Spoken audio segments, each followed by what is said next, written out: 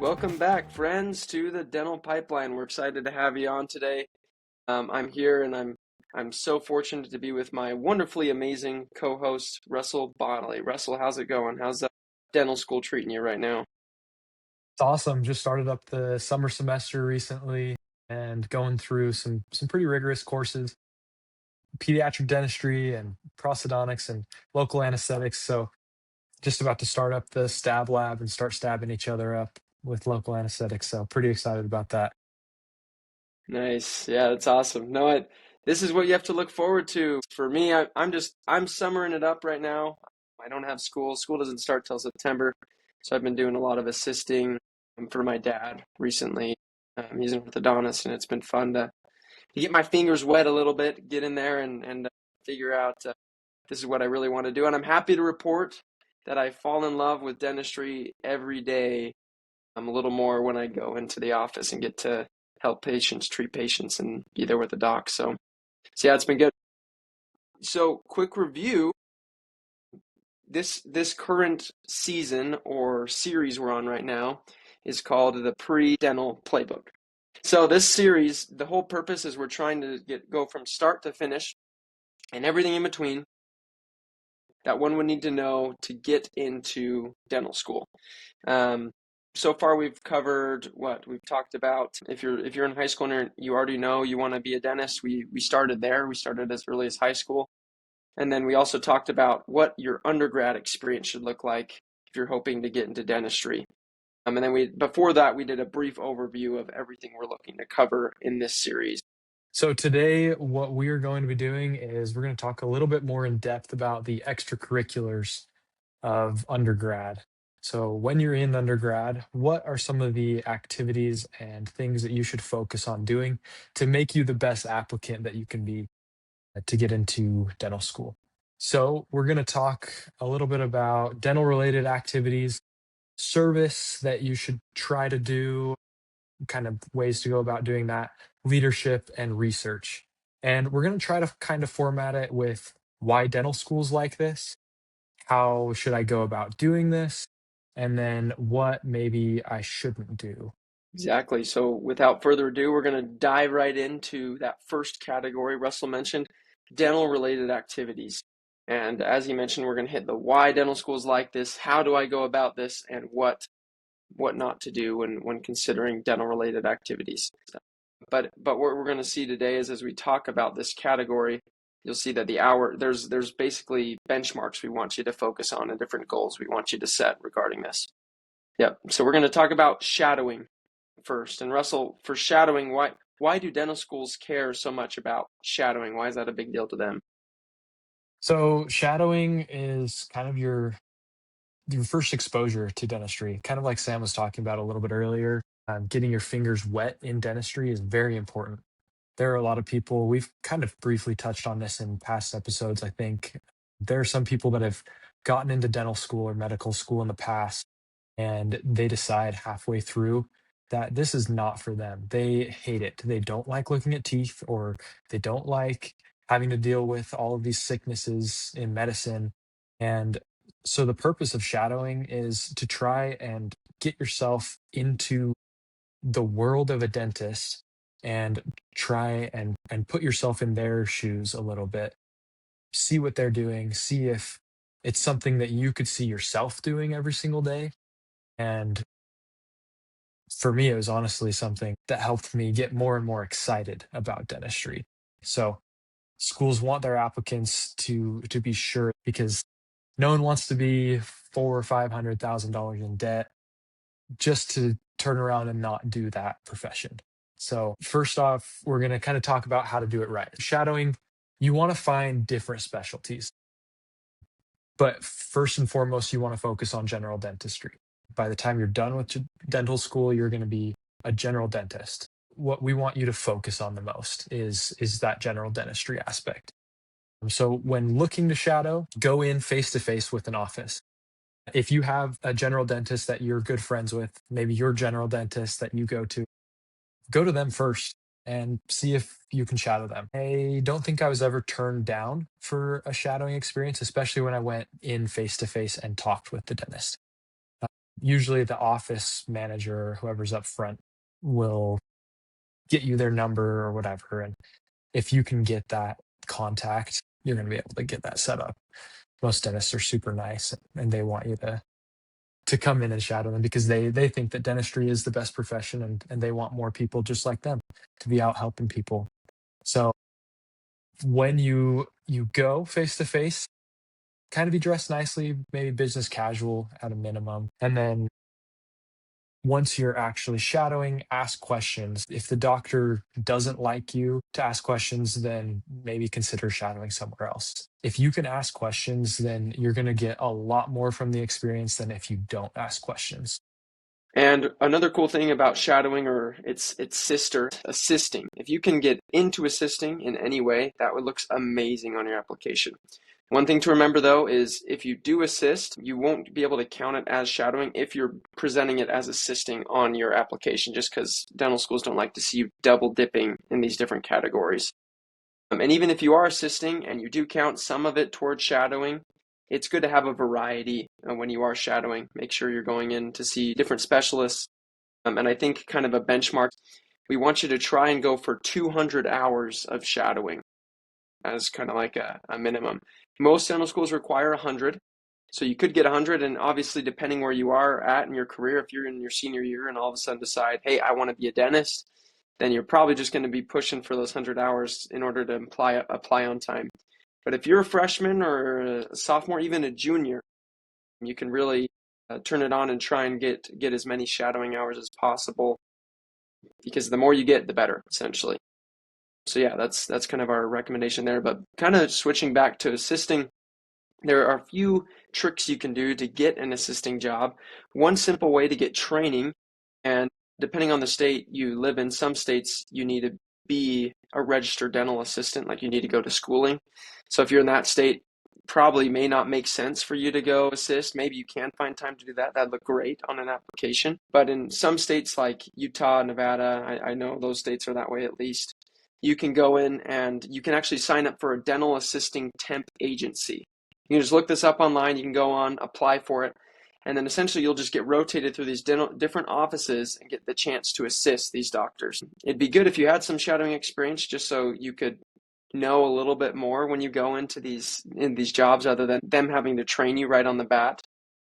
But if you find a doctor that really likes you and you really like that doctor, they could offer you a full or part-time job after you do those rotations. And if not, you have hours of experience going to different dental offices, working as a dental assistant, which looks really good. Another thing Russell mentioned is if you have a dentist that you've seen your whole life, or you have a specialist that you know really well, use those connections to your advantage. If you're in your undergrad and you're far from home, you could potentially do this during the summer. When you come back home for the summer, you could try and find a summer job working in a dental office, even if that just means doing sterilization for the first couple months before you're actually getting your fingers wet in the mouth. That will look really good to have some more exposure to the dental profession. So yeah, that's kind of assisting from a bird's eye view. If you have any other questions, feel free to reach out to us. As always, we love your questions and comments. But we've thought about what are some specific ways aside from shadowing and assisting to get some dental exposure. And these are a few things Russell and I did. Yes, sir. If you're in an undergrad where there are classes like a dental practicum, try and get into that class. That's going to make your shadowing experience worth tenfold because you're going to understand what the dentist is saying and what the hygienists are saying when you go in with the dentist into the hygiene appointment. You're going to understand everything at least to a little bit more depth than you would otherwise. It's kind of like a quick boot camp to what dental school is going to be like, at least the one that we had at Southern Utah University. So we had a dentist that came in and he taught us just a very small, brief lecture on multiple miscellaneous topics, like local anesthetics. What were some of the different oral pathologies that you might see in a dental office? What are the different specialties? Anything like that. It's definitely worth your while and worth your money. It gives you that little head start into dentistry, and you might also find that dentistry is not for you in that class. So it's definitely worth your time because if you do decide to go to dentistry, It's very expensive, so you want to be sure that you actually want to be a dentist. And then something else with that dental practicum that was really cool was all the hands-on experience that we were able to get. We were able to shoot x-rays on each other. He helped teach us how to do that. And I was awful. I was so terrible at it. But you get a lot better with practice once you're in dental school. And then we learned to take impressions and make stone models and learn to wax up teeth. So you're going to be able to do a lot of really cool things if you can get into a class like that. No, and I loved what you said about you were no expert at x-rays. I remember doing a bite wing x-ray for that class and like gagging our friend Cade, just because I was like, yeah, I just got to go a little further. And he's like, okay, like you're choking me. Anyways, it's just, yeah, you're by no means a professional. And that's why seeking out these opportunities will be super beneficial it'll give you a leg up going into dental school. And the humanitarian aid trip is exactly one of those things. We were able to go to the Dominican Republic, and we just got to see the impact dentistry and oral health can have in a given community and the education that comes when a dentist is able to teach the importance of oral health. So it was really cool. Not only did we get some good exposure hours that were dental related, but we also got to really just see a different culture and see what improvements we have in the U.S. and kind of just spark a greater interest in oral health because we could see that, wow, there are some areas even within our country that really need good clinicians, good dentists that can come out and help them. So that was great, and I think this is a perfect segue into our next point, right? Talking about service.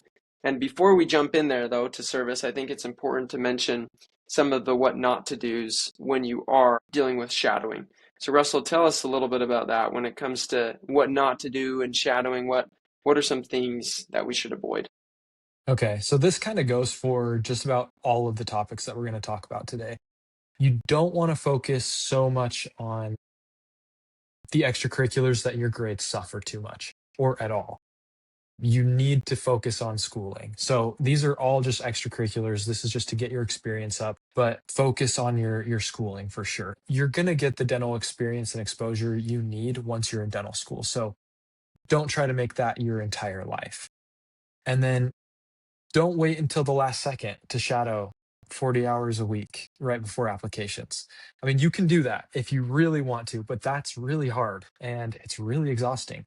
So, kind of try to space it out. Maybe do 1 hour a week from the very beginning or 2 hours a week, whatever you can fit into your schedule.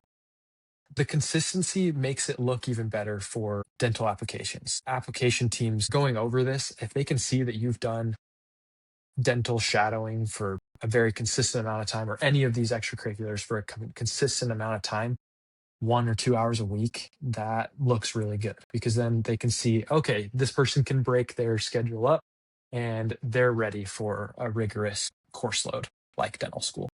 And then don't shadow at so many different offices that the dentist doesn't remember you.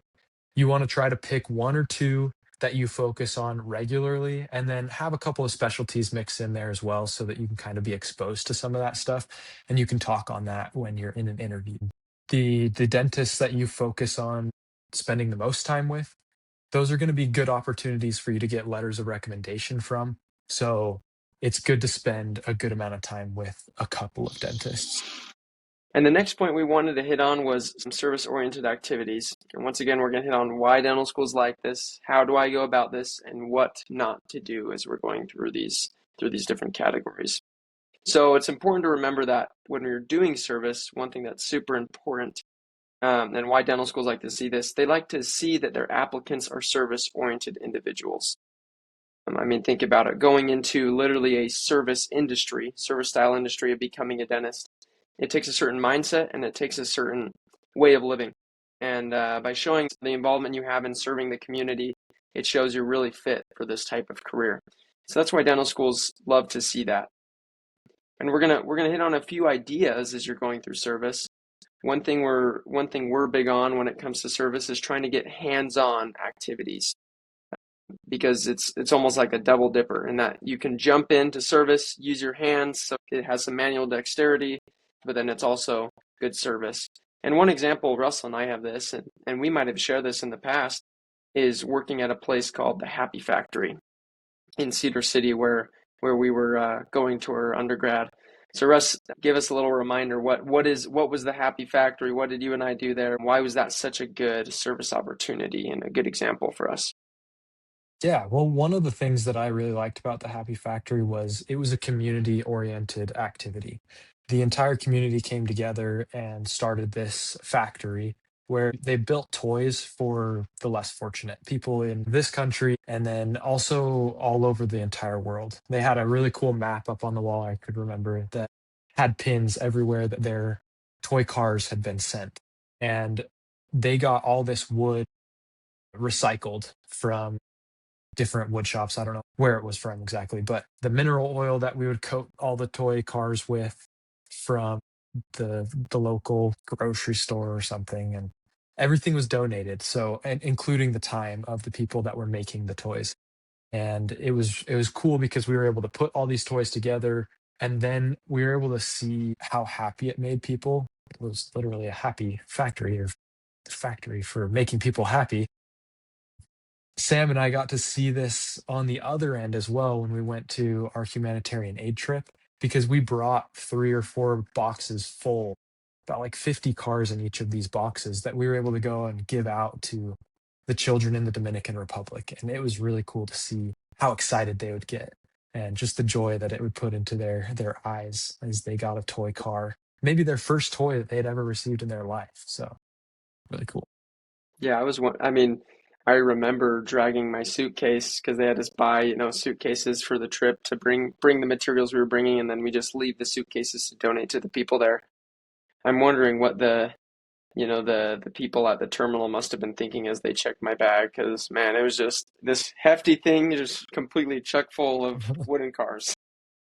And so, anyways, it was really fun. It was awesome, really cool activity, and that I think that's important talking about, service in general is you want to get into something that interests you. And this maybe jumps ahead to a little bit of one of the misconceptions of services, always having to do something that's dental related. In reality, it'd be really important to find something you're passionate about that gives back to the community. That will be super beneficial because you'll be able to share that passion when you're in an interview because it truly is something you're passionate about when you're doing that service. And just brief examples of these types of services, woodworking, or even going and if you have a musical instrument and know how to play a musical instrument, using that to go visit elderly homes to perform for them, maybe bring a guitar and sing for them or whatever. That looks really good because it's using your hand, but it's also a beautiful service opportunity as well. And Russell, one thing that I think is super important when we're doing service is finding ways to lead service events too. So Yeah. how difficult is it to jump in and lead a service event? Like what does that look like? And does it have to be something super hard? What do you think about that? No, I think especially if you're part of a club, it's super easy to organize a service activity. Just reaching out to different areas in the community or looking up a service event on something like justserve.org. That's a really good resource that you can use to try and find service events that are happening around you. And a lot of those are recurrent things. And a lot of schools have a community service day or something that you can be a part of too. So yeah, try to get something that you can go to regularly once again and be involved in, and then getting that leadership and trying to set something up is really good for your application because as a dentist, you're going to be a community leader, and so it's important to be able to set things up that help improve your community. And if you can do that, dental schools really like that. And they like to see that you want to be involved in your community. And that kind of draws me into the maybe some of the what not to do's I already hit on. When you're doing service, you should try and find something unique that interests you. Obviously, if you can find something that uses your hands, amazing, because that will just, that's a double dipper, and we love double dippers. You can get some service in there and then also some manual dexterity, which is great. It's kind of like before, don't wait till the last minute. Schools like to see you're consistent. It's way better. Actually, when you go into your application, they ask how many hours per week you dedicated on it rather than asking for just your some hours. So kind of back to the dental assisting thing even, right? Like if you get on there and say, I did 100 hours, but the span was 2 weeks, instead of saying, I did 100 or 200 hours over 3 years. I think that looks a lot better. So get in there, be consistent as you're going through. That'll look really good for service, and that will look really good for all of these activities. And I think another big thing is chasing hours instead of impact can be a very negative approach. If you're just all about getting service hours and you know what, I'm going to go do service today. I'm going to go pick up trash for 30 minutes, which is great. That's great, but it'll look much better if the impact is greater in that you led a service event or you helped organize something that made a big impact. And then, yeah, don't wait until it's too late. Make sure you start now, get into service now, and make that a part of who you are as a service-oriented individual. That will benefit you for your entire career and will make your work as a dentist much more meaningful if that's who you become. And doing too much different service activities, I fell into this trap. I wanted to be a part of every little service thing at the beginning of my undergrad, but then I soon realized it's better to pick a select few that I'm really going to dedicate myself to for the same reason for shadowing. That way, the people there remember me. If they were to reach out and call that organization, which is info you put on your application, and they asked, "Hey, what's about the Sam Jolly kid that came and worked?" And they'd be like, "Who's that?" We saw, oh yeah, that one guy we saw once or twice, right? It's so much better to create these relationships while you're performing that service. Alrighty, so we're gonna conclude this episode a little bit early, actually, and make it into two parts, just to make these a little bit easier, bite-sized, digestible episodes. So, with that, we're gonna finish off, and then we'll finish off the last two pillars of building a competitive application through extracurricular activities. And so, just to kind of summarize what we talked about in this episode, we talked about dental related activities and then service. And you tune back in with us in the next episode. We're going to talk about leadership and research and how you can implement those into your application. So, we will see you on the next episode. Sam. That's it. Stay sweet, but not too sweet, otherwise you'll get cavities. See you next time on the Dental Pipeline.